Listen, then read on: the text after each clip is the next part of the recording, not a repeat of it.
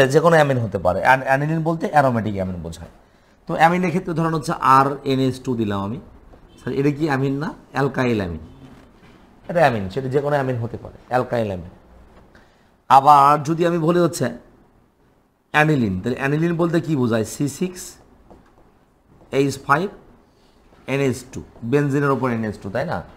দুটাই কিন্তু অ্যামিন গ্রুপের, একটা অ্যালিফেটিক অ্যামিন লিখেছি, একটা কি লিখেছি? Aromatic amine. যে অ্যামিনে হোক না কেন এটা হচ্ছে ক্ষারধর্মী যৌগ। তো ক্ষারধর্মী যৌগ কীভাবে ব্যাখ্যা করব? ক্ষার ধর্ম ব্যাখ্যা করার জন্য আমাদেরকে বিভিন্ন বিজ্ঞানী কিন্তু তথ্য দিয়েছেন, যেমন আরএনএসের মতবাদ ছিল, ব্রোনস্টেড লাউরির মতবাদ ছিল, লুইস মতবাদ ছিল। আমরা এটাকে ব্রোনস্টেড লাউরির মতবাদ এবং লুইস মতবাদ দুটো দিয়ে ব্যাখ্যা করতে পারবো। আমাকে লুইস মতবাদ অনুসারে ব্যাখ্যার কথাগুলো বলে নেই, মাথায় বোঝেন, যদি ওকে হয় তাহলে ফাইন। আর যদি হচ্ছে ব্রোনস্টেড লাউরির মতবাদ প্রয়োজন হয়, দুটো দিয়ে ব্যাখ্যা আমরা করতে পারবো। কেমন হবে দেখেন, এই অ্যালকাইল অ্যামিনের মধ্যে নাইট্রোজেনে একজোড়া মুক্ত জোড় ইলেকট্রন আছে। আমি অন্য কালিতে দেখাই, মুক্ত জোড়টা বুঝতে সহজ হবে। নাইট্রোজেনে একজোড়া কি আছে? মুক্ত জোড় ইলেকট্রন আছে না? তাহলে আমরা জানি হচ্ছে লুইস মতবাদ অনুসারে মুক্ত জোড় ইলেকট্রনধারী যৌগ বা আয়নকে কি বলা হবে? লুইস ক্ষারক, মনে আছে না?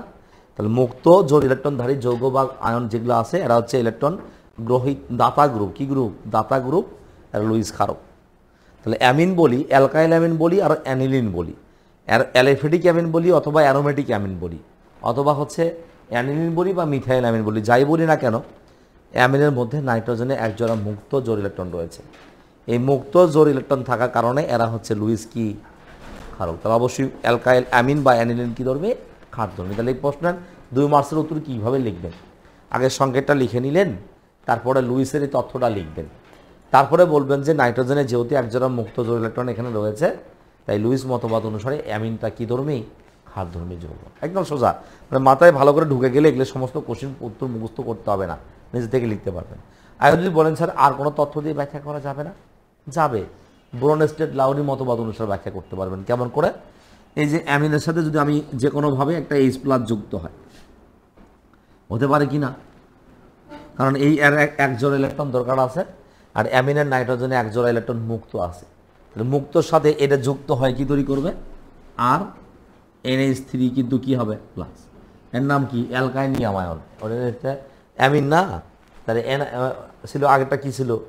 একটা আয়ন ছিল, অ্যানিলিয়াম আয়ন বলছিলাম। তো অ্যানিলিন না হলে অ্যালকাইনিয়াম আয়ন বলতে পারি আমরা, হ্যাঁ।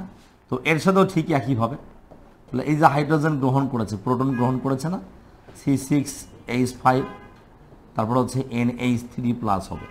তাহলে মানে কি? প্রোটন, এও প্রোটন গ্রহণ করেছে, এই যৌগ প্রোটন গ্রহণ করেছে। তাহলে ব্রোনস্টেড লাউরির মতবাদ অনুসারে প্রোটন যারা ত্যাগ করে তারা হচ্ছে অম্লধর্মী, আর যারা প্রোটন গ্রহণ করে তারা কি ধর্মী? ক্ষারধর্মী।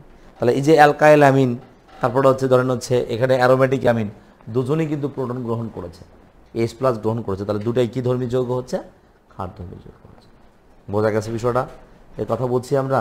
তাহলে মিথাইল অ্যামিন বা অ্যামিন বা হচ্ছে যে কোনো অ্যামিন হচ্ছে ক্ষারধর্মী, কোনো এটা ব্যাখ্যা করতে বলা হয়েছে। আশা করি বুঝছেন। ধন্যবাদ।